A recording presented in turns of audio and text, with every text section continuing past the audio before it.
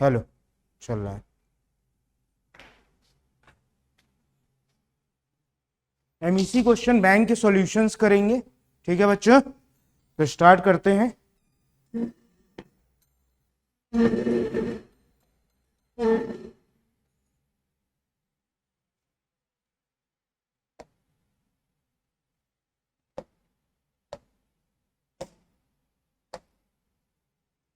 First question, two long parallel wires are at distance 2d apart.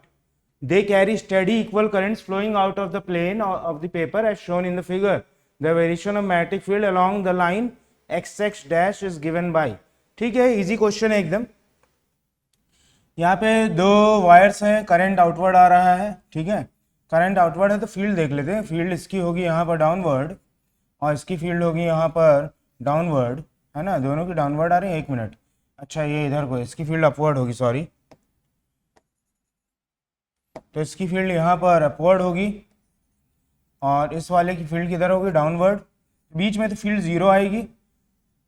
इसके पास में plus infinity होनी चाहिए क्योंकि अपवर्ड है इसकी फील्ड और इसकी फील्ड क्या है, डाउनवर्ड। तो प्लस इन्फिनिटी और इधर माइनस इन्फिनिटी और बीच में जीरो। तो ये वाली करेक्ट फिट हो रही है, ठीक है। C option will be the right answer.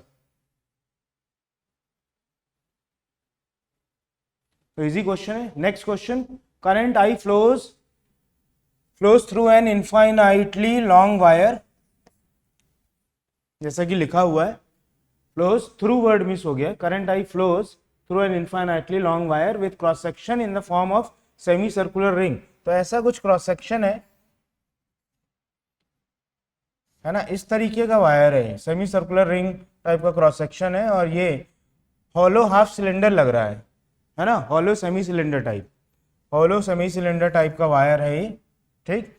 और कह सकते हैं सेमी सिलिंड्रिकल शेल, ये सेमी सिलिंड्रिकल शेल है।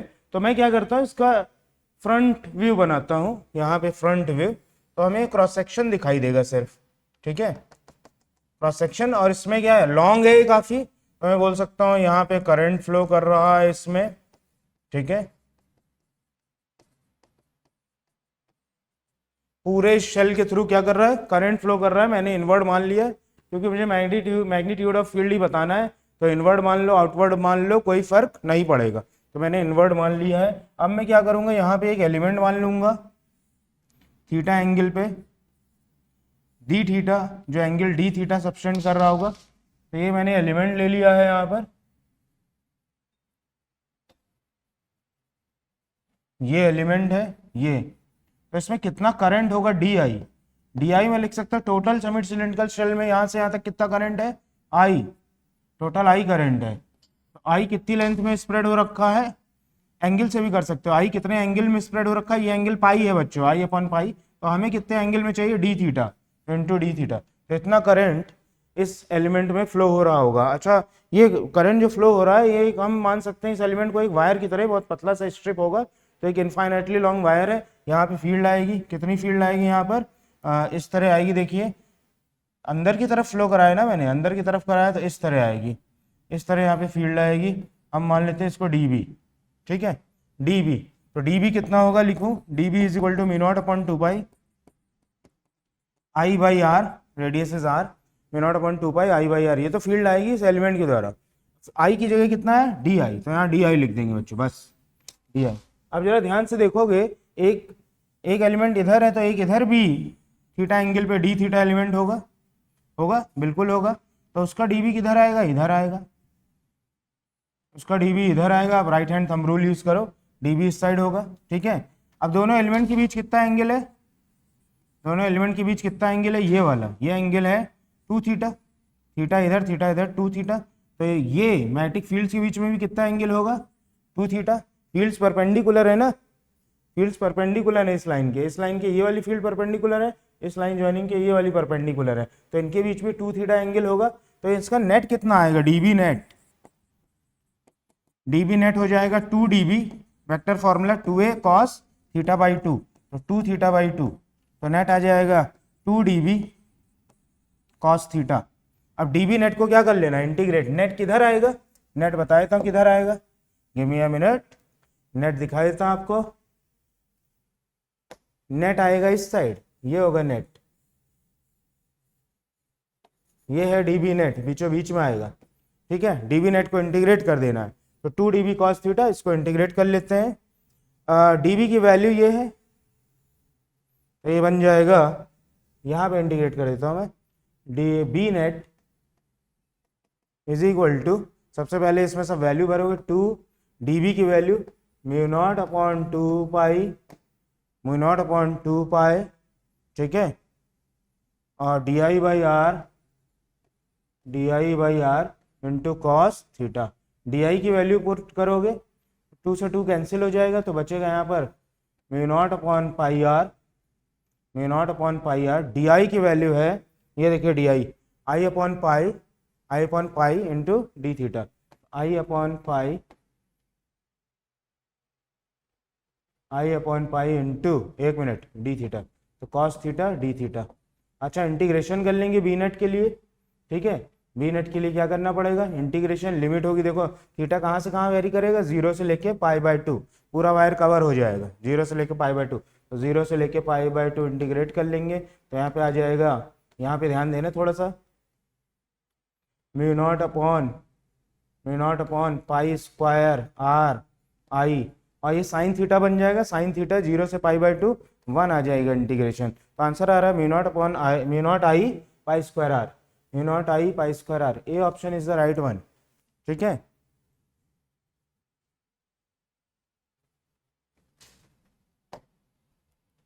ए। नेक्स्ट क्वेश्चन, एक मैग्नेटिक निडल है, एसएचएम कर रही है, तो हमें मालूम है टाइम पीरियड ऑफ एसएचएम कितना होता है, 2 pi under root I upon M B. M magnetic moment है, बी मैग्नेटिक फील्ड है, आई मोमेंट ऑफ इनर्शिया है, वैल्यू फिल करेंगे, रिजल्ट मिल जाएगा। ये तो बिल्कुल इजी है, तो इसमें देखते हैं क्या रिजल्ट मिलेगा, सिर्फ फॉर्मूला बेस्ड है। ये टाइम पीरियड आ गया, तो 10 कंप्लीट ऑसिलेशंस का टाइम पीरियड कितना होगा, 10t आंसर देना है। ठीक है बच्चों, तो इसमें बी ऑप्शन मिल जाएगा जब वैल्यू पुट करेंगे, सिर्फ कैलकुलेशन छोड़ा है आपके लिए। नेक्स्ट है, यहाँ पर क्वेश्चन देखते हैं। नेक्स्ट क्वेश्चन, गैल्वेनोमीटर है, रेजिस्टेंस उसका 20 ओम है, 30 डिविजन्स है, और पर डिविजन्स कितना करंट उसको लगता है, ये दिया हुआ है, figure of merit 0.005 ampere per division, तो 30 डिविजन है, तो आईजी मिल जाएगा, full scale deflection current 30 into, एक डिफ्लेक्शन के लिए कितना करंट लगता है, 0.005, तो 30 डिफ्लेक्शन के लिए 30 इंटू 0.005, 0.15 एम्पियर आ गया, ये 0.15 एम्पियर। तो ये गैल्वेनोमीटर है जिसका रेजिस्टेंस दिया हुआ है, आर पूछा है कितना अप्लाई करें ताकि ये कितना मेजर कर सके, 15 वोल्ट तक मेजर कर सके, 15 वोल्ट तक। तो 15 वोल्ट, ये 15 volt is equal to I G, full scale deflection current भेजेंगे, I G into R G plus R. R G galvanometer का रेजिस्टेंस है, गिवन है ऊपर 20 ओम, तो लिखूंगा मैं 15 is equal to I G 0.15 ampere, 0.15, R G गया हुआ है, सॉरी आर जी गिवन है 20 ओम, तो आर जी को मैं 20 फिल कर लूंगा, यहाँ पे पढ़िए ऊपर 20 ओम प्लस आर। ठीक है, यहाँ से आर प्लस 20 आ जाएगा 100, तो आर मिल जाएगा आपको 80 ओम्स। ठीक है, क्लियर है बच्चों। नेक्स्ट क्वेश्चन की तरफ बढ़ते हैं। तो डियर स्टूडेंट्स, ये देखिए question, electron moving with speed u along the positive x-axis at y equal to 0 enters a region of uniform magnetic field B equal to minus B naught k। तो minus k cap में एक तो ये which exists to the right of y-axis। Electron exits from the region after some time with the speed v at coordinate y then। ठीक है, तो electron है ये, v क्रॉस b किधर आएगा, v क्रॉस b ऊपर आ रहा है, तो फोर्स किधर लग रहा होगा, नीचे, तो ये नीचे को डिफ्लेक्ट होगा और ऐसे एग्जिट कर जाएगा।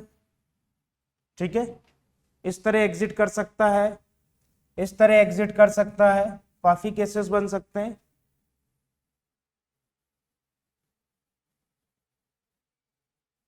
ठीक है, राइट ऑफ वाई एक्सिस लिखा हुआ है, तो दे ये वाला केस अपन हटा देते हैं, ये वाला केस नहीं है, ऐसे एग्जिट करेगा, तो वाई कोऑर्डिनेट देखिए लेस देन 0 दिख रहा है जहां एग्जिट होगा, ये देखिए वाई कोऑर्डिनेट नेगेटिव है, और स्पीड तो बदलते ही नहीं है, स्पीड क्या रहेगी, सेम रहेगी, क्योंकि स्पीड चेंज ही नहीं होती। तो v equal to U and Y less than 0, D option is the right answer. ठीक है,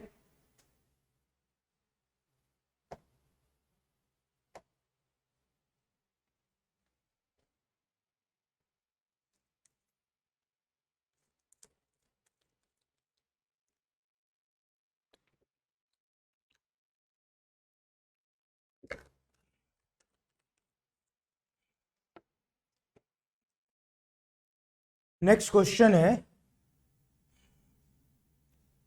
a magnetic field B equal to B naught J exists in the region x greater than A less than 2A and B minus B naught J in the region। अच्छा, यहाँ पे बना हुआ है, जो लिखा हुआ है ना उस यहाँ पे डिस्प्लेड ऑलरेडी, यहाँ पे फील्ड पॉजिटिव है, यहाँ पे नेगेटिव और शुरू में 0 है।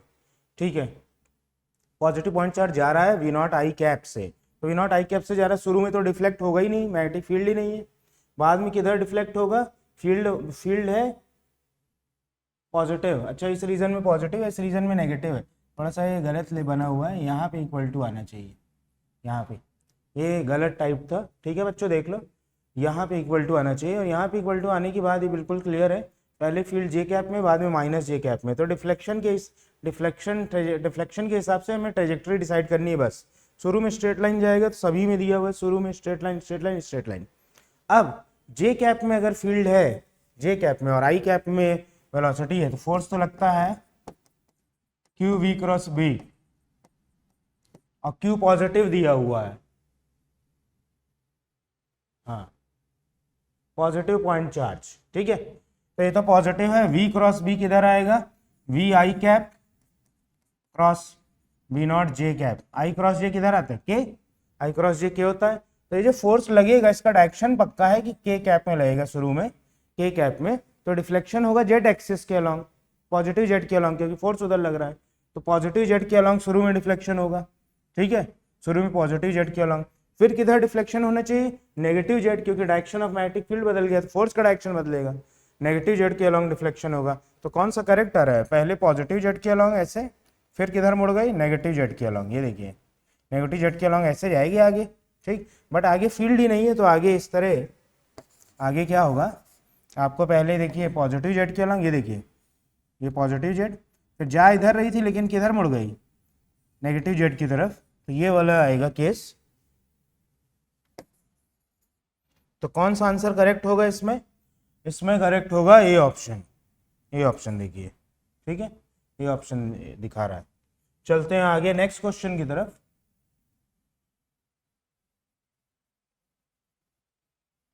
Next question,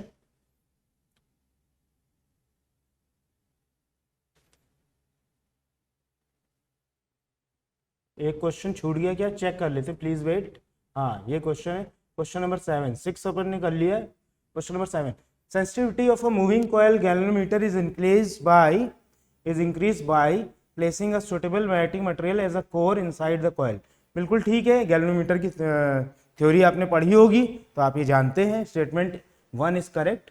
soft iron has high magnetic permeability, यहाँ तक तो ठीक है, बट कैन नॉट गलत है, यहाँ कैन होना चाहिए, कैन बी इजिली मैग्नेटाइज और डीमैग्नेटाइज, क्योंकि इसकी रिटेंटिविटी कम होती है, तो कैन बी इजिली मैग्नेटाइज और डीमैग्नेटाइज, तो कैन नॉट की वजह से स्टेटमेंट 2 गलत हो गया है, तो 2 is false, 1 is true, C is correct. Theory पे बेस्ड था ये। Next, it is not possible for a charge particle to move in a circular path around a long straight uncharge conductor. Uncharge conductor है तो इसके around circular motion कैसे करेगा, charge पे कोई फोर्स तो लग नहीं रहा है, प्लस हो चाहे माइनस हो, फोर्स तो लग नहीं रहा है, तो सर्कुलर मोशन तो हो नहीं पाएगा, because centripetal force is necessary. तो ये स्टेटमेंट करेक्ट है बच्चों, कैन नॉट लिखा हुआ है, नॉट लिखा हुआ है, सॉरी नॉट लिखा हुआ है, इसलिए करेक्ट है। Magnetic force on a moving charge particle is normal to its velocity, ये सही है। मैग्नेटिक फोर्स जो आता है Fm is equal to Q V cross B, magnetic field के भी परपेंडिकुलर होता है, वेलोसिटी के भी क्या होता है, परपेंडिकुलर। तो स्टेटमेंट 2 करेक्ट है, एंड 1 क्या है, सॉरी क्या, 1 मिनट, हाँ दोनों ही सही है, बट दूसरा वाला पहले का करेक्ट रीजन नहीं, पहले का करेक्ट रीजन है सेंटीमीटल फोर्स ही नहीं मिल रहा, ठीक है। तो हम कह सकते हैं दोनों ट्रू है बट एक दूसरे के रीजन नहीं है। तो B, two is not the reason for one, ठीक है, बी ऑप्शन करेक्ट है। आगे चलते हैं। For a charge particle to pass through uniform electromagnetic field without change in its velocity vector must be perpendicular to magnetic field. चलिए force हमने क्या पढ़ा है, Lorentz force QE plus Q V cross B, V cross B। इसका मतलब ये है QE vector, QE vector जो है, फोर्स को जीरो कर दो ना, इसको जीरो रखो, तो ऐसा मिल रहा है हमें QE vector is equal to minus QV cross B होना चाहिए बस। और मैग्नीट्यूड में, डायरेक्शन में तो ये अपोजिट होनी चाहिए, और मैग्नीट्यूड में क्या होना चाहिए, QV का magnitude should be equal to QV cross B, जो कि QVB साइन थीटा आएगा, जहाँ पे V और B के बीच का एंगल क्या है, थीटा है। बस ये कंडीशन होनी चाहिए, और ये फोर्स दोनों एक दूसरे की क्या होनी चाहिए, अपोजिट, बिकॉज माइनस साइन आ रहा है वेक्टर फॉर्म में। तो थीटा 90 डिग्री हो ऐसा कोई मस्ट नहीं है। Statement 1 is correct, theta 90 is not required. आप लोग एक केस पढ़ते हैं 90 डिग्री वाला वेलोसिटी फिल्टर, बट ऐसा कंपलसरी नहीं कि 90 डिग्री हो, ठीक है। नेट लॉरेंस फोर्स ये होता है, बिल्कुल सही है, मैंने भी लिखा है। तो स्टेटमेंट 1 इज वन क्या कह रहा है, एक बार फिर से पढ़ते हैं। मस्ट भी कह रहा है, अच्छा must be perpendicular to the magnetic field. Must condition तो नहीं आ रही परपेंडिकुलर की, थीटा 90 भी हो सकता है, नहीं भी हो सकता है, ठीक है। तो 1 इज फॉल्स, 2 इज करेक्ट। 2 तो लॉरेंस फोर्स लिखा हुआ है, तो 2 इज करेक्ट, 1 इज फॉल्स। तो statement 1 is false, 2 is true.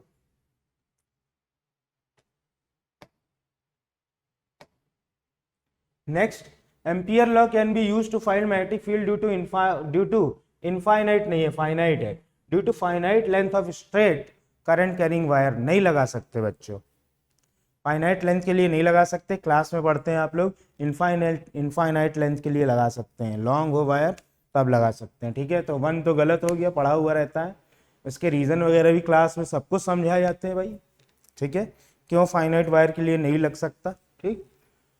Magnetic field due to finite length of straight current carrying wire is symmetric about the wire. Symmetric तो होती है, finite current carrying wire है, तो अगर r दूरी पे यहाँ पे मैग्नेटिक फील्ड, यहाँ पे मैग्नेटिक फील्ड की वैल्यू सेम होगी, ठीक है, तो सिमेट्रिक तो होती है।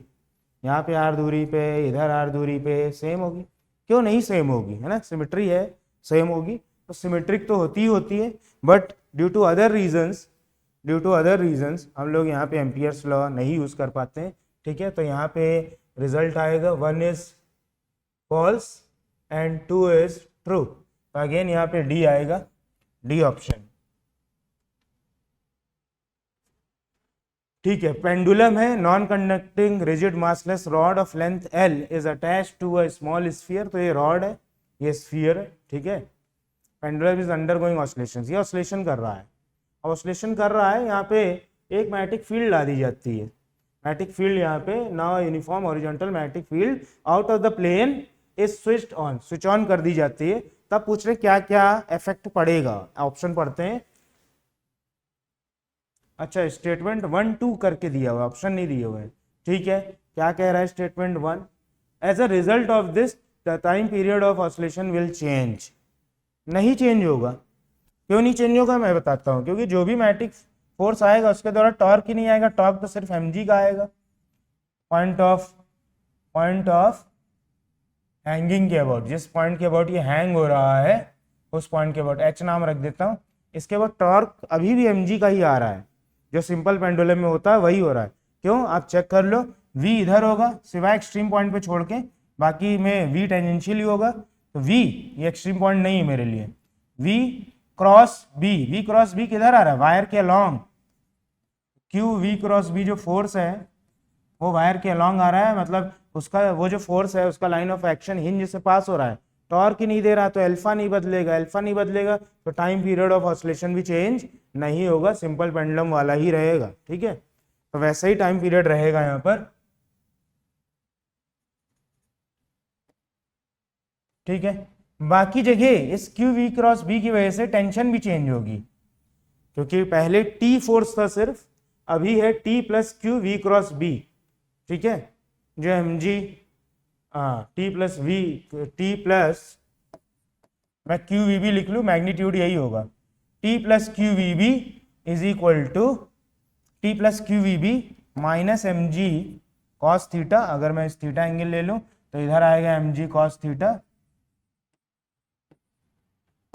Minus M G cos theta equal to M V square by are.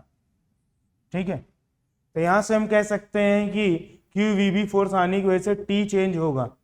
कहाँ पे चेंज नहीं होगा? सिर्फ एक्सट्रीम पोजीशन पे चेंज नहीं होगा, क्योंकि वहाँ वी जीरो होगा तो मैटिक फोर्स नहीं आया है, तो पहले और बाद की कहानी क्या रहेगी? सेम। लेकिन बाकी सारे पोजीशंस पे क्योंकि वेलोसिटी होगी तो मैटिक फोर्स आएगा, तो टेंशन को चेंज करेगा। तो statement 2, in the situation of statement 1, after the magnetic field is switched on, the tension in the string will change except when the bob is at extreme position।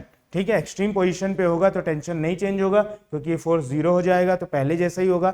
लेकिन बाकी जगह ये force आएगा तो इसकी वजह से टी चेंज होगा। तो कौन सा स्टेटमेंट सही है? पहला स्टेटमेंट गलत हो गया, time period will not change, तो पहला गलत है, दूसरा ट्रू है। तो अगेन डी ऑप्शन है, लगातार डी ऑप्शन ही मिलते जा रहे हैं अपने को अभी। ठीक है, next, net force on a current carrying loop in a non uniform magnetic field must be non zero. Must be non zero नहीं होगा, मे बी नॉन जीरो लिखना चाहिए, मे बी नॉन जीरो। ठीक है, मस्ट कंडीशन नहीं होगी। Non uniform magnetic field में जो net force current carrying loop पे मस्ट बी नॉन जीरो नहीं है। जैसे देखिए, सपोज ये एक लूप है और फील्ड कुछ ऐसे जा रही है, इस तरह फील्ड है, मैग्नेटिक फील्ड इस तरह है। ठीक है, तो आप इस केस में निकालोगे, यहाँ पे फोर्स, यहाँ पे, यहाँ पे, यहाँ पे, है ना, यहाँ पे, इस केस में नेट फोर्स जीरो आएगा बच्चों, जबकि फील्ड नॉन यूनिफॉर्म है, क्योंकि फील्ड देखिए डायरेक्शन चेंज हो रहा है, बट फील्ड का मैग्नीट्यूड इस पॉइंट पे, इस पॉइंट पे, इस पॉइंट पे इसके बराबर है, इस पॉइंट पे इधर वाले के बराबर है, इस पॉइंट पे। तो इस वजह से फोर्स क्या होंगे? कैंसिल हो जाएंगे। यहाँ पे फोर्स निकालोगे, इधर इधर का force, I D L cross B करोगे बिल्कुल। ठीक है, नेट फोर्सेस क्या हो जाएंगे? Cancel out. फोर्सेस कैंसिल हो सकते हैं, D L cross B, D L है इधर, बी है, सपोज बी। ठीक है, ये डी एल मान लेंगे, D L cross B, D L उस साइड है, क्रॉस बी। ठीक, एक मिनट रुकना। Net force must be non zero. अच्छा, यहाँ पे फोर्स आएगा, देखना अभी, D L cross B, D L हमने माना है inside, current I carry कर रही है। इस केस में फोर्स मिलने वाला है आपको, कैंसिल हॉरिजॉन्टल कंपोनेंट होंगे, देखना वर्टिकल बचेंगे। आई डी एल इनसाइड माना है, D L cross B, D L से बी मोड़ोगे तो फोर्स ऐसा आएगा, this is not the right direction, ये फोर्स आएगा D F, magnetic force D F M, तो इधर इस तरह का आएगा। ये मैंने एक केस लेके आपको समझाया सिर्फ, डी एफ एम। तो इनके हॉरिजॉन्टल कंपोनेंट तो कैंसिल हो रहे हैं, बट वर्टिकल तो एडअप हो रहे हैं, तो मतलब नेट फोर्स लग रहा है लूप पे, और फील्ड क्या है? नॉन यूनिफॉर्म है, फिर भी नेट फोर्स लग रहा है। अच्छा, must be non zero, must be non zero लिखा हुआ है, एक मिनट, तो नॉन जीरो तो आ रहा है इसमें भी।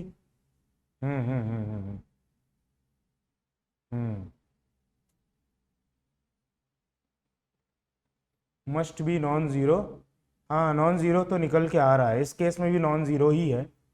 हमने कौन सी फील्ड ली है? नॉन यूनिफॉर्म फील्ड ली है। नॉन यूनिफॉर्म फील्ड में, नॉन यूनिफॉर्म फील्ड में,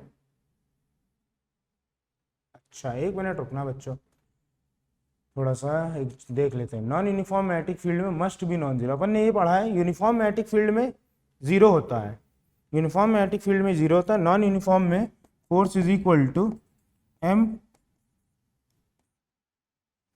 एम ये अपन ने पढ़ा ना, F is equal to P D by D X, उसी तरह M D B by D X. ठीक है, M D B by D x, ऐसे फोर्स पढ़ा है अपन ने। नॉन यूनिफॉर्म फील्ड है, वर्टिकल फोर्स तो आ रहा है यहाँ पे। तो स्टेटमेंट 1 यहाँ पे करेक्ट दिख रहा है, और स्टेटमेंट 2 भी करेक्ट दिख रहा है, 2 एंड 1 दोनों ही करेक्ट दिख रहे हैं, ठीक है।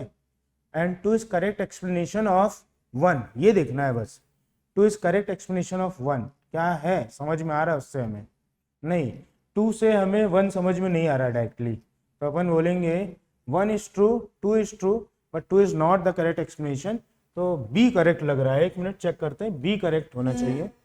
अच्छा डी है यहाँ पे, हाँ वही मुझे लग रहा है कि मस्ट भी नॉन जीरो, मस्ट तो हमने नहीं पढ़ा, जीरो हो भी सकता है नहीं भी जीरो हो सकता है, एक मिनट, हाँ एक फोर्स की बात कर रहे हैं ना, फोर्स, फोर्स में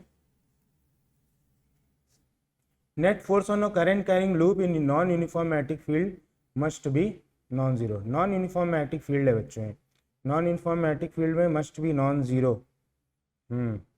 फोर्स, ये फॉर्मूला लेकिन सर्टेन कंडीशंस में ही लगता है ये फॉर्मूला,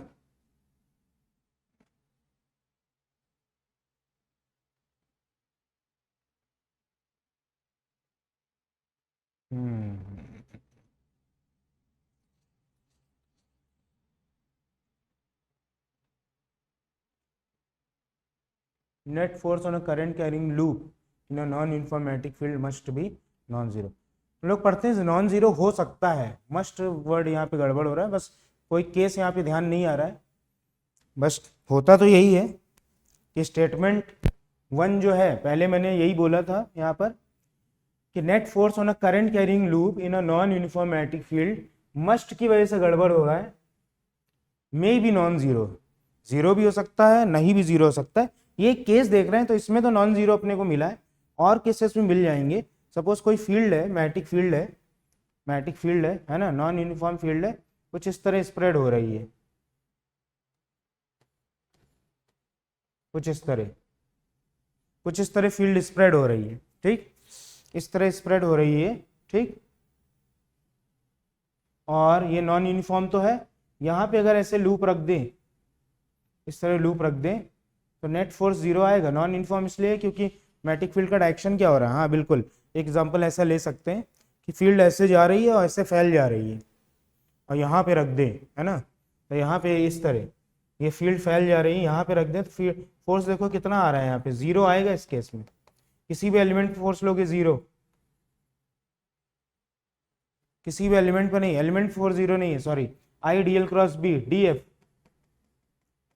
डायरेक्शन चेक कर लो, मत मानो मेरी बात, डीएल इधर है, डीएल इधर है, बी बाहर है, तो 90 डिग्री पे जीरो थोड़ी आएगा, डीएल क्रॉस बी किधर आएगा, आई डीएल क्रॉस बी, इसमें भी कैंसिल नहीं हो रहा, कोई केस ऐसा मिल क्यों नहीं रहा है, इसमें फोर्स एक डायरेक्शन में आएगा, डीएल इधर है, बी ऊपर है, डीएल क्रॉस बी फोर्स आ रहा है यहाँ पे भी, नेट फोर्स यहाँ पे डीएल इधर है, बी ऊपर है, इनवर्ड आ रहा है, यहाँ फोर्स इनवर्ड है, यहाँ फोर्स इनवर्ड है, word inward inward, net force inward आ रहा है, ठीक है। चलिए कोई केस तो मैं नहीं दिखा पा रहा हूँ अभी, बट ये स्टेटमेंट जो हम लोगों ने पढ़ा हुआ है क्लास में बताते हैं इसको कि नॉन यूनिफॉर्म फील्ड में फोर्स जीरो भी हो सकता है, नॉन जीरो भी हो सकता है, ठीक है। आगे चलते हैं, force on a current carrying wire, ये तो करेक्ट लिखा हुआ, I D L cross B, ठीक है, तो इसमें D option, D statement correct है, D. Next, two long parallel conductors carrying currents in same direction, ठीक है, inward inward, force of attraction, ये तो याद कर रखा है अपन ने, फोर्स ऑफ अट्रैक्शन आता है इनके बीच में फील्ड क्या सेम डायरेक्शन में आती है, इसके द्वारा जो फील्ड है किधर आ रही है, डाउनवर्ड, इसके द्वारा जो फील्ड है किधर आ रही है बीच में, इसके द्वारा ऐसे घूम के अपवर्ड आ रही है, तो अपोजिट आ रही है, सेम डायरेक्शन में फील्ड कहाँ आ रही है, अपोजिट डायरेक्शन में आ रही है, तो 2 is incorrect while 1 is correct, 1 correct है, statement 1 is true, 2 is false, C option इसमें सही होगा, सी, ठीक है। आगे चलते हैं, ये बना हुआ है, पूछा है किस केस में फील्ड नॉन जीरो आएगा, ठीक है, मटेरियल 2 है पी एन क्यू, तो इसमें पी क्यू है, क्यू क्यू इधर क्यू क्यू है, अच्छा दोनों तरफ अगर रेजिस्टेंस सेम होंगे ना तो दोनों की फील्ड सेंटर पे कैंसिल हो जाएगी, दोनों करंट की, करंट सेम जाएगा तो फील्ड कैंसिल हो जाएगी, दोनों साइड के रेजिस्टेंस क्या होने चाहिए, सेम, इसके इधर, इसके ऊपर, इसके नीचे, तो इधर तो सेम है पी एन क्यू, तो इसमें जीरो हो जाएगी, पी एन क्यू इसमें जीरो हो जाएगी, पी एन क्यू इसमें भी जीरो हो जाएगी। नॉन जीरो किस में रहेगी, सिर्फ इसमें, क्योंकि इधर क्यू क्यू है इधर पी क्यू है, तो इस पूरे का रेजिस्टेंस इस पूरे का रेजिस्टेंस अलग है, करंट अलग अलग जाएगा, फील्ड कैंसिल नहीं होगी। तो बोले यहाँ पर फील्ड कैंसिल नहीं होगी, तो आंसर यही बनेगा बच्चों, है ना, नॉन जीरो है। तो ये सारे पे क्या आ रहा है, जीरो, तो ये सारे आंसर नहीं होंगे। नेक्स्ट आगे चलते हैं, next question. Next question, infinitely long wires है X Y and Z axes के अलॉन्ग। ऐसा क्वेश्चन तो क्लास में भी कराया जाता है, नहीं कराया कोई बात नहीं, देख लो। एक्स वाई जेड के अलॉन्ग इनफाइनाइटली लॉन्ग वायर्स है carrying current I, current I, current I, current I. अब पूछा है यहाँ पर ए दूरी पर एक पॉइंट है, जो कोऑर्डिनेट लिखे हैं ना वो इसी पॉइंट पी के हैं, 0,0, माइनस ए। तो नेगेटिव जेड में ए दूरी पर एक पॉइंट पी है, इस पे फील्ड निकालनी है। तो जेड वाले वायर के द्वारा तो आएगा नहीं, क्योंकि ये वायर इसी पॉइंट से पास हो रहा है। एक्स एक्सिस के अलॉन्ग जो लॉन्ग वायर है उसके द्वारा आएगा, वाई के अलॉन्ग जो है उसके द्वारा आएगा।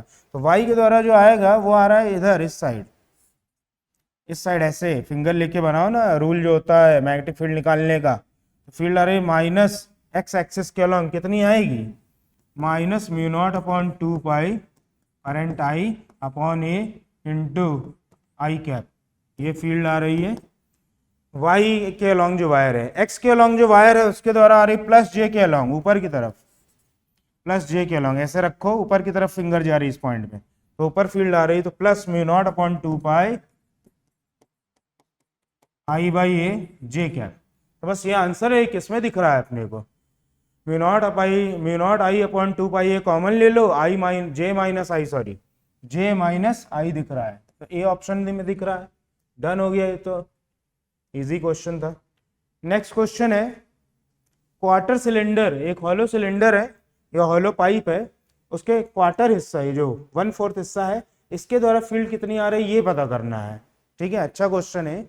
अगेन ये कुछ मिलता जुलता है जो अपन कर चुके हैं। तो मैंने पूरे सिलेंडर में करंट फ्लो कर रहा है, सिर्फ इतने हिस्से में इसलिए बनाया है क्योंकि मुझे इतने ही हिस्से में इंटीग्रेट करके निकालना है। तो पूरे सिलेंडर में अगर करंट फ्लो कर रहा है आई, तो कितने एंगल पे फ्लो कर रहा है, 2 पाई। मैं जो एलिमेंट लेने वाला हूँ वो थीटा एंगल पे डी थीटा है, थीटा एंगल पे कितना एलिमेंट, डी थीटा एंगल का। तो करंट डी आई कितना हो जाएगा, current flowing through the element I upon 2 pi into D theta. ठीक है, डी थीटा एंगल के थ्रू हमें करंट निकालना है। एलिमेंट मेरा इतना सा है, छोटा सा एलिमेंट है यहाँ पे, ये है इतना सा एलिमेंट। एक मिनट कलर चेंज कर लूँ, ये एलिमेंट है ये। तो इस एलिमेंट में कितना करंट फ्लो कर रहा होगा वो मैंने निकाला।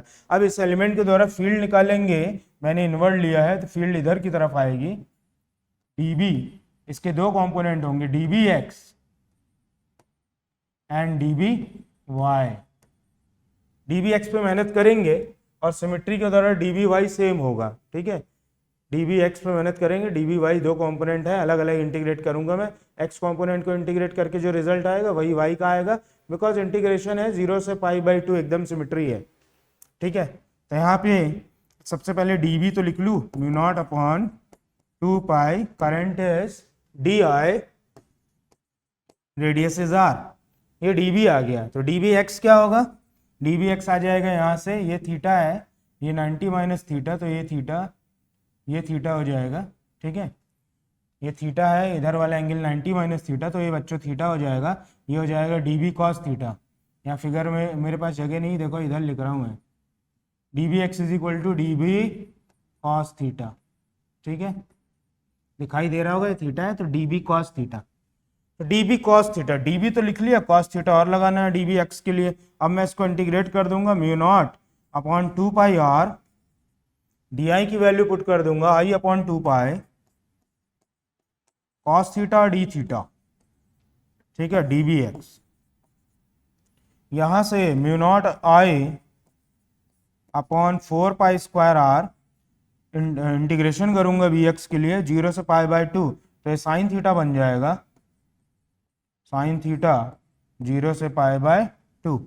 ठीक है, तो ये आ जाएगा bx is equal to mu naught i upon 4 pi square r into 1 हो जाएगा। ठीक है, अब सिमिलरली by आएगा, आप इंटीग्रेट कर लें या सिमेट्री अगर आप देख पा रहे हैं तो डायरेक्ट लिख लें। सेम आएगा, b होगा under root of B X square plus B Y square बस।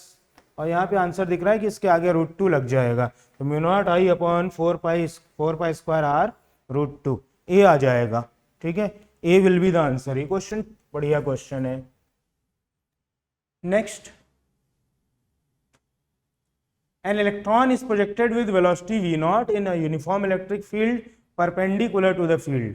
ठीक है, परपेंडिकुलर फेंका है तो फोर्स कितना लगेगा इस पे, Q इंटू ई, और ये कह रहा है ये सर्कुलर मोशन परफॉर्म कर रहा है, ना सर्कुलर मोशन परफॉर्म नहीं कह रहा है, ये कह रहे रेडियस ऑफ कर्वेचर जो है, radius of curvature, initial radius of curvature just after entering in the electric field वो है अगर R1, तो आप फोर्स कितना लग रहा है QE will provide centripetal force mv1 square by R1, v1 is v not, sorry mv0 square by R1। फिर इसको मैग्नेटिक फील्ड में फेंकते हैं तो वहां रेडियस ऑफ कर्वेचर R2 आता है, तो R2 आपको याद है R2 is equal to mv upon QB, यहाँ से R1 लिखा जाए R1 is equal to mv0 square upon QE। Simple है सर्कुलर मोशन की इक्वेशन, यहाँ तो आपको फॉर्मूला ही याद रहता है, ये भी सर्कुलर मोशन से ही निकाला गया था सेंटीपिटल फोर्स की हेल्प से। यहाँ भी सेंटीपिटल फोर्स लिखा, जो फोर्स लगेगा वो सेंटीपिटल फोर्स के इक्वल हो जाएगा, तो रेडियस ऑफ कर्वेचर आ जाएगा। ठीक है, अब R1 बाई R2 जो है हमें रेशियो लेना है, यहाँ से R1 बाई R2 बड़ी इजिली आ रहा है BV0 अपॉन E, ये मिल रहा है, तो D is the right answer. ठीक है, D करेक्ट है। नेक्स्ट है, electron having kinetic energy T is moving in circular orbit R perpendicular to uniform field B। Kinetic energy double कर दिया तो R क्या होता है formula, under root mv upon QB। mv momentum होता है, momentum can be written as under root 2km, जहाँ पे k काइनेटिक एनर्जी है। ठीक है, तो R is proportional to root of k upon B, तो ये तो काफी इजी हो गया।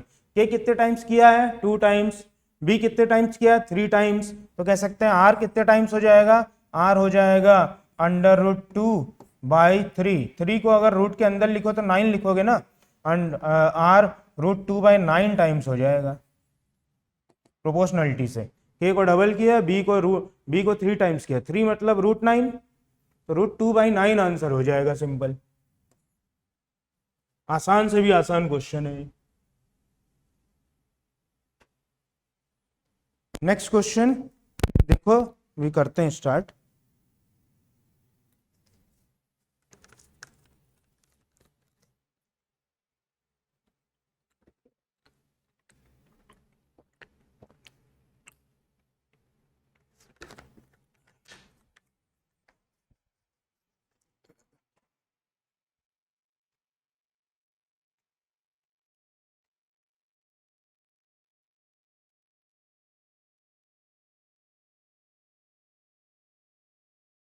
ठीक है, इलेक्ट्रॉन का मास दिया हुआ है, experiences no deflection is subjected to an electric field. अच्छा, ये नो डिफ्लेक्शन वाला क्वेश्चन है, तो हमें इसमें याद है QE is equal to QV cross B,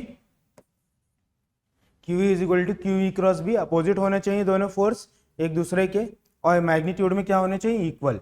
ठीक है, QE is equal to QVB, तो यहां से एक रिलेशन तो ये आ गया, V is equal to E by B, standard relation V is equal to E by B।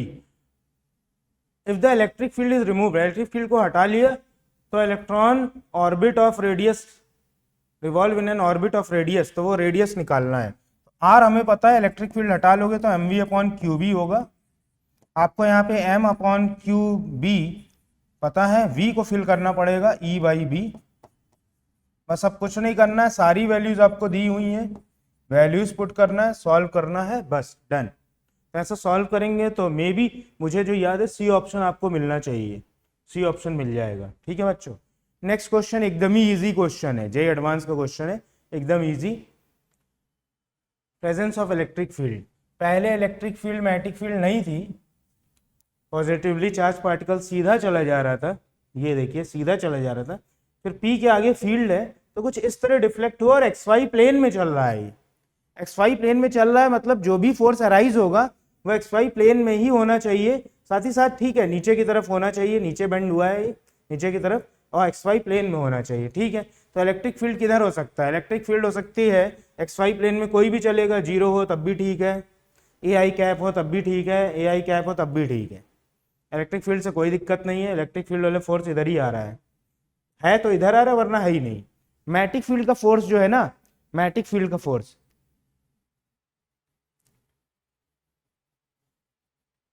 मैटिक field का जो फोर्स है वो एक्स वाई प्लेन में आना चाहिए। अच्छा, एक्स वाई प्लेन में आने के लिए फॉर्मूला क्या होता है मैटिक फील्ड का, मैटिक फोर्स का sorry, Q V cross B. अब वी तो है, वी तो आई कैप में, इधर आई कैप में, बी कौन सा ऑप्शन हो कि फोर्स एक्स वाई प्लेन में ही रहे, फोर्स एक्स वाई प्लेन में ही रहे, ठीक है। तो पक्का है एक्स वाई प्लेन में रहने के लिए बी आई आई अगर मैं आई लिख दूं, आई हो, बी आई के डायरेक्शन में हो, ऐसे बी आई, तो प्रॉब्लम नहीं होगी, क्योंकि आई क्रॉस आई क्या हो जाएगा, जीरो। साथ में जो आना चाहिए इसके, मेरे कहने का मतलब समझिए, बी जे आ जाए अगर तो चलेगा, आई क्रॉस जे, आई क्रॉस जे तो के में आ जाएगा भाई, आई क्रॉस जे, आई और जे दोनों के परपेंडिकुलर हो जाएगा, गड़बड़ है। एक्स वाई प्लेन में रहना है तो आई क्रॉस जे नहीं होना चाहिए, आई क्रॉस के या माइनस के जरूर हो सकता है, यहाँ आई क्रॉस के और माइनस के जरूर हो सकता है, ठीक है। तो कौन सा ऑप्शन आना चाहिए, बी के साथ, बी के दो कंपोनेंट हो सकते हैं, या तो आई कैप का हो चलेगा, क्योंकि आई कैप क्रॉस आई कैप जीरो हो जाएगा, कोई फर्क नहीं पड़ता। साथ में के कैप हो, अगर एक कंपोनेंट के कैप वाला हो तब भी चलेगा, क्योंकि आई क्रॉस के माइनस जे तो होगा, आई क्रॉस के माइनस जे होगा, सही है, हम चाहते हैं माइनस जे में। तो यहाँ पे कौन सा ऑप्शन सही आ रहा है, बी जे सी के, नहीं गलत हो गया, जे वाला नहीं चाहिए, क्योंकि आई क्रॉस जे के हो जाएगा, जे वाला नहीं चाहिए, ये चल जाएगा, बिल्कुल चल रहा है, ठीक है। सी जे बी के, जे वाला नहीं चलेगा, क्योंकि आई क्रॉस जे अभी मैंने दिखाया था, के हो जाएगा, तो ये इसी प्लेन में चल रहा है, के हो जाएगा तो ये बाहर निकल आएगा, इधर फोर्स लगेगा तो ऐसे मुड़ जाएगा, ऐसे नहीं मोड़ना है, ठीक है। तो यहाँ पे जे वाला नहीं चलेगा, जे वाला नहीं चलेगा, जे वाला नहीं चलेगा, तो ये नहीं चल पाएंगे। कौन सा ऑप्शन आ गया, बी, ठीक है। चलते हैं आगे, simple basic Q V cross B पे बेस था।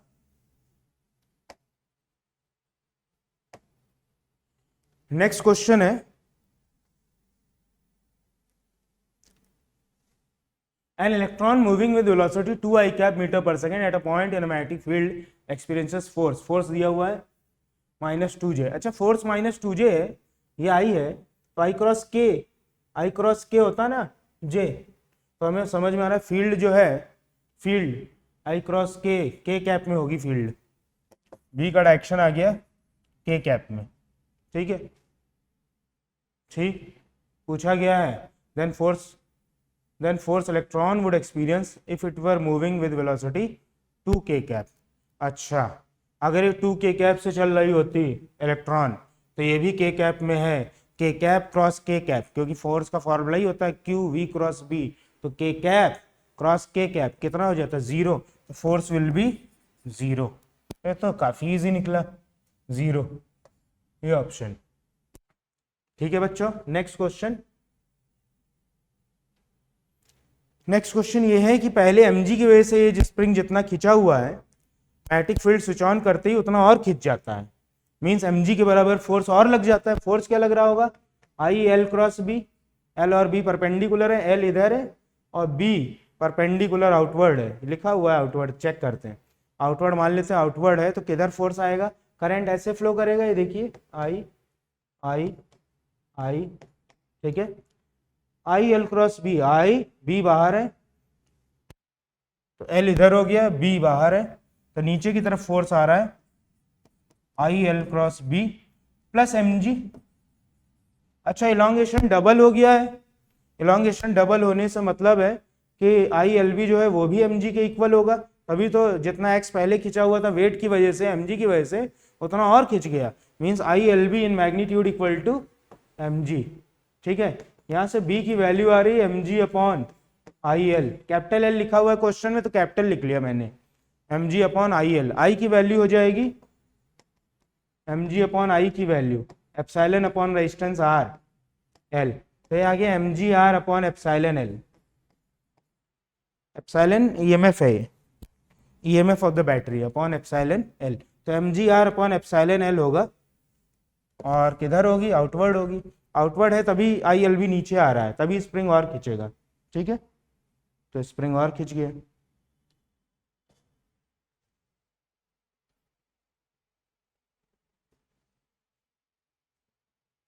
नेक्स्ट क्वेश्चन,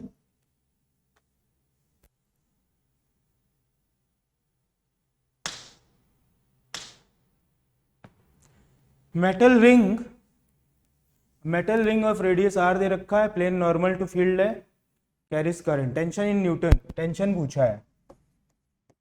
अब देखिए ये रिंग है, एक एलिमेंट ले लेते हैं जो डी थीटा एंगल सबटेंड कर रहा है सेंटर पे, डी थीटा, इधर टेंशन है, इधर टेंशन है, and we all know in tension का जो रिजल्टेंट है वो टी डी थीटा होता है, और किधर पास कहाँ किधर की तरफ होता है वो, टी डी थीटा, सेंटर की तरफ, सेंटर की तरफ T D theta in tension का रिजल्टेंट आता है। तो एलिमेंट पे अगर मैं फोर्स देखूं टेंशन की वजह से लग रहा है टी डी थीटा, ठीक है, टी डी थीटा, और मैं बोलूं इस पे मैग्नेटिक फोर्स लग रहा होगा बाकी पार्ट के द्वारा, बाकी पार्ट के द्वारा जो मैग्नेटिक फोर्स लग रहा होगा वो लिखेंगे, ठीक है।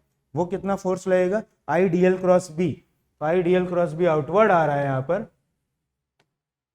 ठीक है, डी एल क्रॉस बी, ठीक है, I D L cross B, तो T D theta is equal to I D L cross B, ठीक है, I D L cross B, और बी दे रखा है प्लेन के परपेंडिकुलर, तो D L and B 90 degree पर है, तो क्रॉस बी बन जाएगा I D L B sine 90, sine 91 होता है as we know. D theta अभी कैंसिल कर देंगे, 1 मिनट रुकना, अभी कैंसिल नहीं कर पाएंगे, जस्ट 1-2 स्टेप और लिखूंगा तब कैंसिल होते हुए आपको दिखेगा। T D theta is equal to I, DL की वैल्यू क्या मैं आर डी थीटा लिख सकता हूँ, ये डीएल लेंथ है, डीएल लगभग स्ट्रेट मान सकता हूँ, छोटा सा एंगल है डी थीटा, तो मैं लिख सकता हूँ R D theta into B, मैंने बोला था डी थीटा कैंसिल हो जाएगा तो टेंशन आ जाएगा I R B, tension is बच्चों आई आर बी। अब इसमें वैल्यू पुट करनी है, आंसर निकालना है आपको बस, ठीक है, आई आर बी, जो आंसर गिवन है यहाँ पे आ जाता है 10 न्यूटन, ठीक।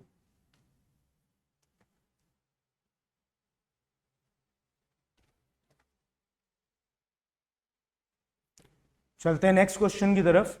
इन the figure shown a coil of single turn is bound on a sphere of radius R and mass M, plane of the coil is parallel to the plane, ठीक है, ये plane parallel है। अच्छा ये equilibrium में है, equilibrium में sphere, तो रोटेशनल इक्विलिब्रियम में भी है, तो मैं लिखूंगा यहाँ पर इस कॉइल पे जितना टॉर्क लग रहा होगा, टॉर्क एंटी क्लॉकवाइज सेंस में कितना टॉर्क लग रहा होगा, एम क्रॉस बी मैग्नेटिक है ना, एम क्रॉस बी, इसका जो मैग्नीट्यूड है, इसका ये अगर टॉर्क क्लॉकवाइज लग रहा है, sorry 1 minute, M G sine theta का जो टॉर्क लग रहा है एक बार ध्यान से देखना, एम जी साइन थीटा का इस पॉइंट के अबाउट, पी पॉइंट के अबाउट, ये lower most point P point के about M G sine theta का टॉर्क लग रहा होगा M G sine theta into R into radius, लग रहा होगा बिल्कुल, M G sine theta into are.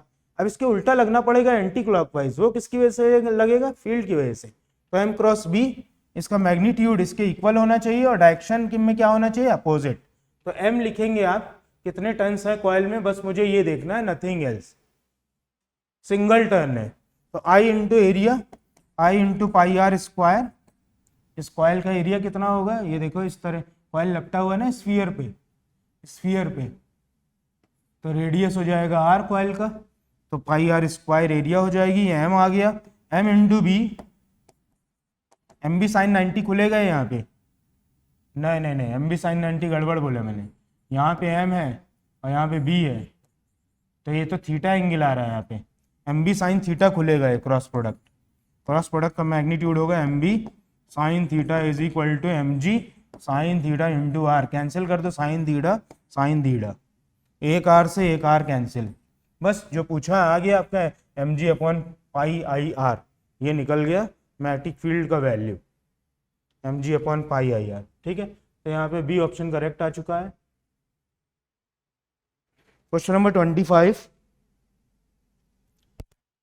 a particle of mass m and charge q is in an electric and magnetic field given by E and B, charge particle is shifted from origin to point A, displacement निकाल लेंगे अपन, displacement आ गया है यहाँ पे I cap plus J cap, displacement आ गया है। वह magnitude of total work done, work done सिर्फ इलेक्ट्रिक फील्ड करेगा, मैग्नेटिक फील्ड करेगा नहीं, तो इलेक्ट्रिक फोर्स इंटू डिस्प्लेसमेंट ही तो लेना है, dot product Q E dot S. E आपको दिया हुआ है 2i प्लस 3j, लड्डू काम है एकदम, 2i plus 3j dot product with i plus J, तो यहां से आ रहा है q into 2 plus 3, 5q D option. ठीक है, वर्क इलेक्ट्रिक फील्ड ही करता है, आपको मालूम है। आयरन रॉड ऑफ वॉल्यूम दिया हुआ है, आयरन रॉड दिया हुआ है यहाँ पे, ठीक है, इस पे कई सारे टर्न्स हैं, इसका वॉल्यूम v गिवन है, परमेबिलिटी गिवन है, और हमसे पूछा गया मैग्नेटिक मोमेंट। मैग्नेटिक मोमेंट होता है number of turns into I into A. अच्छा, नंबर ऑफ टर्न्स, n अगर यूनिट लेंथ में टर्न्स हैं तो l लेंथ में कितना टर्न्स होगा, n into L, n into L into I into A. तो यहाँ से l इंटू ए क्या बन जाएगा, volume, l into area of cross section A volume, तो हम लिख सकते हैं यहाँ से l n इंटू, एक मिनट, l इंटू ए वॉल्यूम बन गया, तो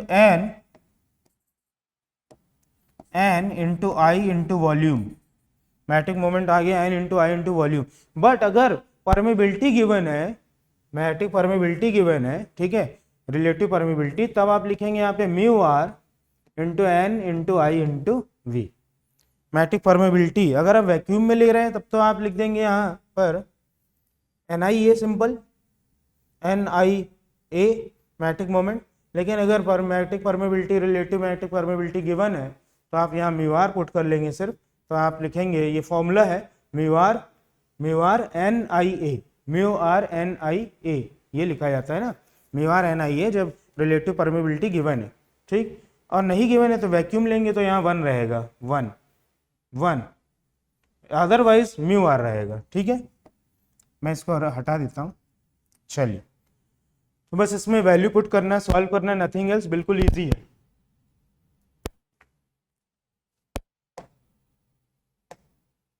नेक्स्ट क्वेश्चन है, particle of mass m and positive charge q, particle of mass m and positive charge q moving with constant velocity u1 enters a region of uniform static magnetic field normal to the xy plane, ठीक है। The region of the magnetic field extends from x equal to 0 to x equal to l। अच्छा, तो x equal to 0 से x equal to l, यहाँ पे enter होता है charge और यहाँ पे निकलता है, और जब निकलता है तो उसकी वेलोसिटी गिवन है, उसका एक कंपोनेंट है 2√3 आई कैप, 2√3, और जे वाई कंपोनेंट है 2, तो ये एंगल मिल जाएगा tan theta, tan theta is 2/2√3, that is 1/√3, theta is equal to मिल चुका है यहाँ पे 30 डिग्री, मीन्स π/6, π/6। अब यहाँ पे देखो, ये थीटा एंगल, ये थीटा, ये एल है, ये क्या है एल, ये एल है यहाँ पर, है ना, ये यहाँ पे एल दिया हुआ है, और ये मैं मान लेता हूँ रेडियस आर है, ये आर है, आर, ये रेडियस आर है ना, इसी रेडियस में तो चल के गया है, तो यहाँ से आप लिखेंगे R is equal to, R equal to नहीं, फिगर से देखें साइन थीटा, साइन थीटा कितना मिल रहा है, sine theta is equal to, यहाँ से लिखें तो L by R, sine theta is L by R, sine theta यहाँ पे मिल रहा है अपने को, साइन थीटा मिल रहा है अपने को, sine theta equal to, sine theta already निकाल चुके हैं अपन, साइन थीटा इज 1/2, क्योंकि π/6 बार हो गए, तो 1/2 is equal to L by R, ठीक है। तो यहाँ से एल कितना मिल चुका है 2r, एल मिल चुका है 2r, ठीक।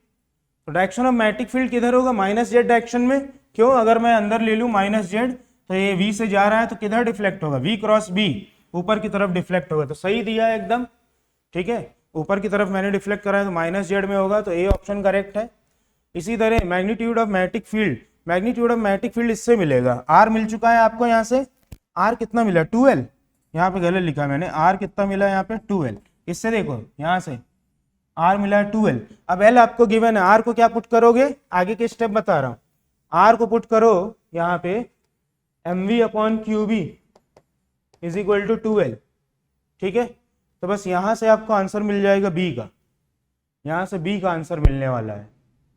अच्छा, नहीं नहीं नहीं नहीं नहीं नहीं नहीं नहीं, इससे मत करो, r इक्वल टू 2l मिला है, टाइम पीरियड से करो, टाइम पीरियड का फॉर्मूला कितना होता है, two pi M upon Q B, time period को अगर मैं 2 पाई से डिवाइड कर दूं और पाई/6 एंगल से मल्टीप्लाई कर दूं तो जितना टाइम यहाँ पे लगा वो आ जाएगा, क्योंकि कितना टाइम चला है ये, और सॉरी कितना एंगल चला है, थीटा इज पाई/6, तो 2 पाई एंगल चलने में टी लगता है, तो पाई/6 चलने में कितना लगेगा वो टी है, वो गिवन कितना है 10 मिली सेकेंड्स। इससे करो, रेडियस वाले फॉर्मूले से नहीं, टाइम पीरियड के फॉर्मूले से। तो यहाँ टी भरोगे तो यहाँ से टी की वैल्यू आपको रटी हुई है, चिंता मत करो, यहाँ से सॉल्व हो चुका है। 2 pi M upon Q B into 2 pi into पाई/6 और गिवन है आपको 10 मिली सेकेंड। 10 इंटू 10 की पावर -3। यहाँ से आप बी सॉल्व कर दो, बी आपको ये आंसर मिल जाएगा। तो ए एंड सी करेक्ट है। ठीक है, question number 28, a charge body is projected such that it just complete a full vertical circle. It is attached to a nail by an extensible thread of length r. ठीक है, तो ये complete कर रहा है सर्कल और minimum speed required पूछा हुआ है। u is the minimum speed required at the bottom लिखा हुआ है, सॉरी। ठीक है, वेलोसिटी एट द टॉप पूछा है, तो वेलोसिटी एट द टॉप निकाल लेंगे हम लोग, v मान लेते हैं। v वेलोसिटी मैंने कितनी मान ली, v मान ली है बच्चों।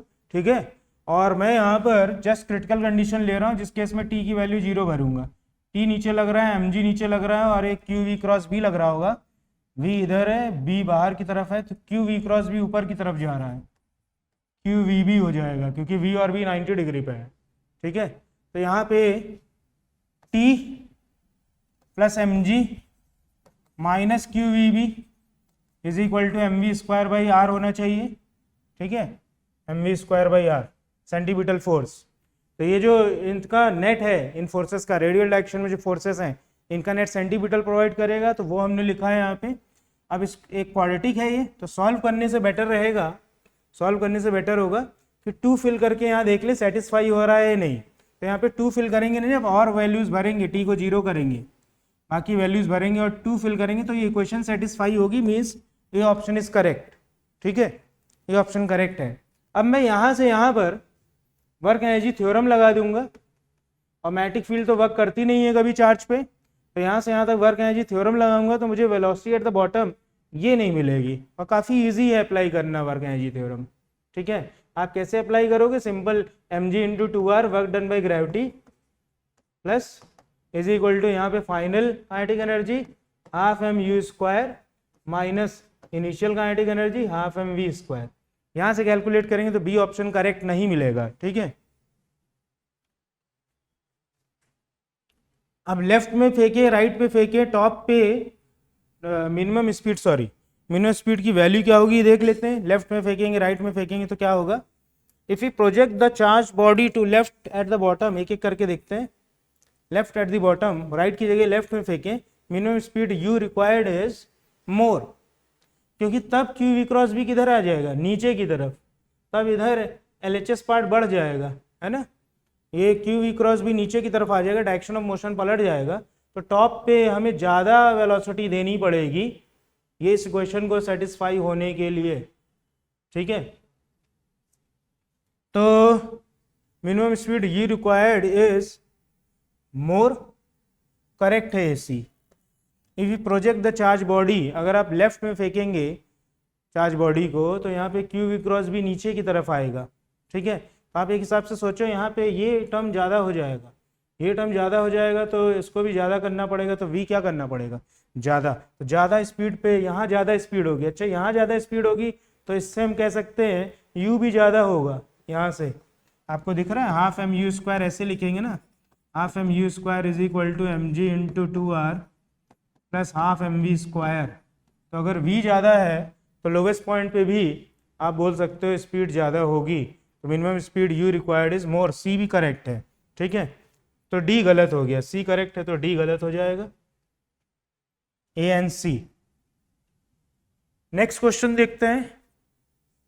नेक्स्ट क्वेश्चन है, मैग्नेटिक फील्ड में एक रिंग रखी हुई है, रिंग फ्रीली घूम सकती है।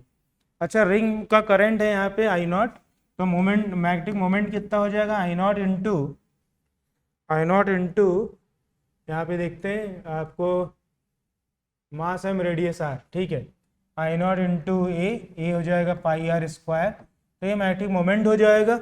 और यहाँ से देख सकते हो मैग्नेटिक मोमेंट जो है किस तरह रखा हो एक बार देखने दो मुझे।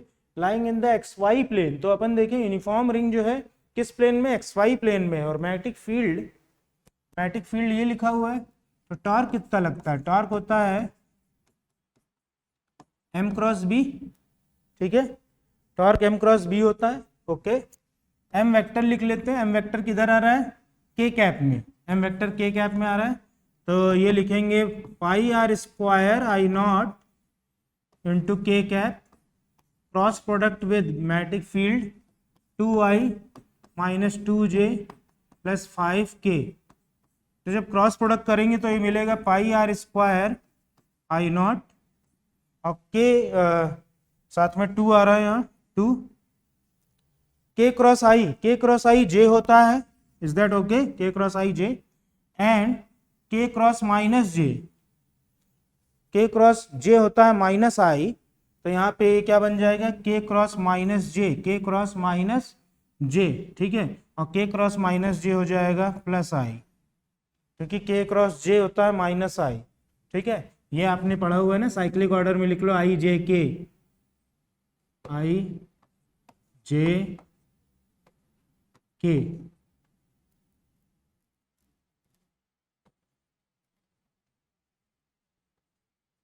तो यहां से k क्रॉस j माइनस आई होगा, ऑर्डर चेंज किया ना आपने, उल्टा k क्रॉस j माइनस आई होगा, तो k क्रॉस j माइनस आई होगा, बट एक माइनस पहले से है तो प्लस आई होगा। ये आ गया है m क्रॉस b, ठीक है, ये m क्रॉस b दिख रहा है मुझे।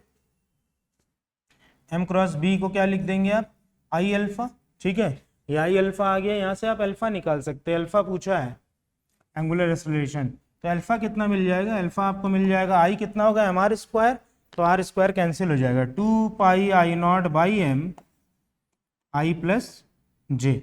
और अच्छी बात ये है यहाँ पे मैग्नीट्यूड लिखा हुआ है, तो अब मैग्नीट्यूड निकाल लोगे इसका, ठीक है, आई प्लस जे कैप का मैग्नीट्यूड √2 हो जाएगा, तो √2 बी नॉट भी लिखा हुआ है, तो यहाँ पे बी नॉट लिख लेते हैं, बी नॉट, तो आ जाएगा 2√2 I not B not pi by M. C option correct दिख रहा है सीधे सीधे, ठीक है, C option is correct, is that fine. Next question,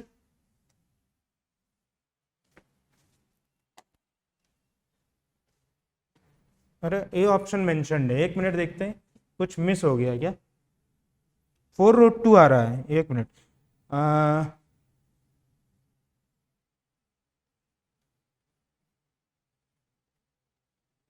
अच्छा 2 इसमें आ जाएगा, 2 इसमें आ जाएगा, एक मिनट, यूनिफॉर्म रिंग है, अच्छा यूनिफॉर्म रिंग है, अल्फा पूछा गया है, एक बार देखते हैं किसके अबाउट घूम रही है, ये चेक करना पड़ेगा। आई प्लस जे टॉर्क है, आई प्लस जे, ठीक है, तो नेट टॉर्क मिल गया हमें। इफ रिंग फ्रीली रोटेट कर सकती, किस एक्सिस के अबाउट ये नहीं mention, in gravity free space with centre at origin, ठीक है, तो यहाँ पे देखते हैं आई प्लस जे, टॉर्क जो आ रहा है वो आई कैप जे कैप के एक्सिस के अबाउट आ रहा है, इसके अबाउट हमें लिखना पड़ेगा टॉर्क, ये टॉर्क देख रहा है, ठीक है, टॉर्क अगर देखा जाए आई प्लस जे, टॉर्क की एक्सिस जो आ रही है वो एक तो आ रही है आई प्लस जे में, इसका मैग्नीट्यूड तो अपन निकाल लेंगे, मैग्नीट्यूड आ जाएगा बड़ी इजीली, ठीक है, बस अपने को ये पता करना है किस एक्सिस के अबाउट ये घूमेगा, तो y equal to X line के अबाउट घूमेगा ये, y equal to X line, ये वाली एक लाइन होगी इस प्लेन में जिसके अबाउट ये घूमेगा, y equal to X, I plus J cap का डायरेक्शन क्या है, x equal to Y line के अबाउट, तो एक्सिस ये हो गई, इस एक्सिस के अबाउट घूमेगा, ठीक है, इस एक्सिस के अबाउट ऐसे घूमेगा, हाँ, तो मोमेंट ऑफ इनर्शिया कितना भरेंगे, moment of inertia M R square fill नहीं करेंगे, M R square by 2 along the diameter, तो एम आर स्क्वायर बाई 2 आएगा बच्चों, यहाँ आर स्क्वायर कैंसिल हो रहा है, बाई 2 आएगा, बाई 2 जो आएगा वो ऊपर जाके क्या बन जाएगा, इंटू 2, तो ये आएगा, ठीक है, इंटू 2, तो फाइनली रिजल्ट होगा यहाँ पर 4√2, मैग्नीट्यूड लिख रहा हूँ मैं, 4√2 pi I not B not upon M, ठीक है, तो हाँ यहाँ पे सी ऑप्शन करेक्ट नहीं है, ए ऑप्शन करेक्ट होगा। ठीक है, आई एम आर स्क्वायर नहीं फिल करना है क्योंकि इस एक्सिस के अबाउट नहीं घूम रहा है, ऐसे घूम रहा है। ठीक है, चलिए नेक्स्ट क्वेश्चन। नेक्स्ट क्वेश्चन है, यूनिफॉर्म रिंग रखा हुआ है, I not is lying in the X Y plane in vacuum. दोबारा से आ गया तो magnetic force acting on the loop, magnetic force पूछा है। तो मैग्नेटिक फोर्स तो जीरो है क्योंकि फील्ड क्या है, कांस्टेंट। फील्ड कांस्टेंट है तो मैग्नेटिक फोर्स कितना आएगा, जीरो होगा। ठीक है, क्वेश्चन दूसरा है, एक्चुअली पैराग्राफ का क्वेश्चन है, क्वेश्चन नंबर 29 एंड 30। तो क्वेश्चन नंबर 30 ये था। अब चलते हैं नेक्स्ट क्वेश्चन पे, ये तो एकदम ही इजी निकला। नेक्स्ट क्वेश्चन, ऐसा एक लूप दिया हुआ है ABCD और इसके द्वारा यहाँ पे मैग्नेटिक फील्ड लिखनी है हमें, ओ पर मैग्नेटिक फील्ड। मैग्नेटिक फील्ड लिखना तो बिल्कुल ही इजी काम है। यहाँ पे मैग्नेटिक फील्ड कैसे लिख सकते हैं, सिंपल, इस पार्ट के द्वारा AB पार्ट के द्वारा जीरो होगी, CD पार्ट के द्वारा जीरो होगी, AB का लिखना है, AD का सिर्फ। तो magnetic field due to AD, magnitude लिख रहा हूँ मैं, mu naught into I, mu naught I upon 2R, radius कितना है इसका A अपॉन 2A, और साथ में 30 डिग्री है, 360 डिग्री टोटल लूप होता है। 30 डिग्री कितना हो जाएगा उसका, बाई 12, तो यहाँ बाई 12 आ जाएगा, इंटू 1/12। इसी तरह B ऑफ BC पार्ट, पूरे लूप का याद है 1/12 पार्ट का निकालना है, 1/12 है ना, पूरा लूप ये होता है सर्कुलर, पूरे लूप का याद है 1/12 पार्ट होगा 30 डिग्री। तो आर्क जो है ना, ये 1/12 पार्ट ऑफ द सर्कल है, ये भी 1/12 है। तो इसका लिखूंगा mu naught I upon 2B into 1/12। ठीक है, अब बस ये देख लो कौन सी इनवर्ड है कौन सी आउटवर्ड। तो यहाँ पे इसके द्वारा तो आउटवर्ड आ रही है और इसके द्वारा इनवर्ड आ रही है। ठीक है, तो मैं क्या करूँगा, इसको अगर पॉजिटिव लिखता हूँ तो इसको क्या लिखूंगा, नेगेटिव। आउटवर्ड को मैंने लिखा है अब पॉजिटिव, इनवर्ड को लिखा है नेगेटिव। ठीक है, अब दोनों को ऐड करो, आपको आंसर दिख रहा होगा, कहाँ गया आंसर, 24 AB आंसर आएगा। अपॉन में यहाँ पे 24, यहाँ पे भी 24 है, B माइनस A। ठीक है,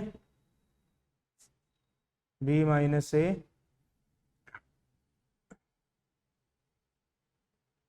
ठीक है, तो ये आंसर आ रहा है finally B option, B option आ रहा है दोनों को ऐड करके।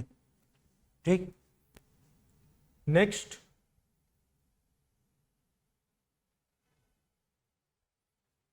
क्वेश्चन है, इसमें पूछा है due to the presence of current I1 at the origin. यहाँ पे करंट I1 है, current I1 at the origin, इस पे फोर्स बताना है। AB किन पार्ट्स पे, AB and DC। AB part पे I dl क्रॉस B होता है फॉर्मूला, मैग्नेटिक फोर्स निकालना बच्चों, I dl क्रॉस B। तो यहाँ पे dl जो है इधर है और B किस साइड है, इस वायर का B जो होगा वो इस तरह होगा, B इधर है, B ऑफ वायर BW, इस वायर का फील्ड, और दोनों 90 डिग्री पे है। तो फोर्स कितना आएगा यहाँ पे, नॉन जीरो आ रहा है, 1 मिनट, dl क्रॉस B। हाँ, the forces on AB and DC are zero. AB and DC are zero गलत है क्योंकि फोर्स आएगा 90 डिग्री है, तो फोर्स तो DF होगा, और इस DF को ऐसे इंटीग्रेट कर लोगे, dl क्रॉस B लगेगा। एक मिनट थोड़ा सा रब कर दूं मैं, हाँ फोर्स तो आ रहा है, dl क्रॉस B कर लेंगे आप, B किधर है, इस साइड, dl cross B, outward force आ रहा है, इस पूरे वायर पे आउटवर्ड होगा, इस पूरे वायर पे फिर इनवर्ड हो जाएगा। ठीक है, फोर्स तो आ रहा है, और तो आर जीरो गलत है। Forces on AD and BC zero है, AD पे जीरो है क्योंकि DL कहीं पे भी मानोगे वो भी टेंजेंशियल है DL, और जो फील्ड है वो भी इसी आर्क के अलॉन्ग है, तो DL और B का डायरेक्शन क्या आ रहा है, सेम, तो DL cross B will be zero. तो AD पार्ट पे फोर्स जीरो है, BC पार्ट पे फोर्स जीरो है, force on AD and BC are zero.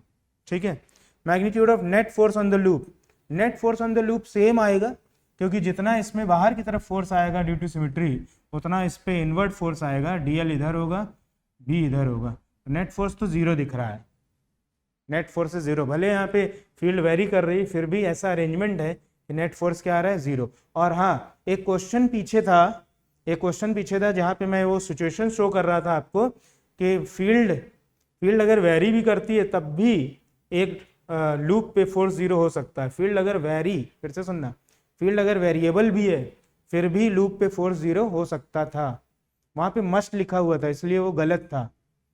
ऐसा लिखा हुआ था, when a loop is placed in a variable magnetic field या non uniform magnetic field, non uniform, in non uniform magnetic field then there must be net force on the loop. तो वो statement गलत है। यहाँ से दिख रहा है, यहाँ पे नॉन यूनिफॉर्मेटिक फील्ड है, यहाँ से यहाँ वेरी कर रही है, यहाँ से यहाँ पोजीशन के साथ वेरी कर रही है, ठीक है, नॉन यूनिफॉर्मेटिक फील्ड है, फिर भी फोर्स क्या आ रहा है 0। इसमें जितना आउटवर्ड होगा इसमें इतना इनवर्ड होगा, नेट फोर्स क्या आ रहा है 0। तो वो मैं कंडीशन सोच भी रहा था और फाइनली मिल भी गई यहाँ पे, ठीक है बच्चों। चलिए फिर अपना ये क्वेश्चन बैंक कंप्लीट हो जाता है इसी के साथ। मिलेंगे किसी और सेशन में। Thank you all of you.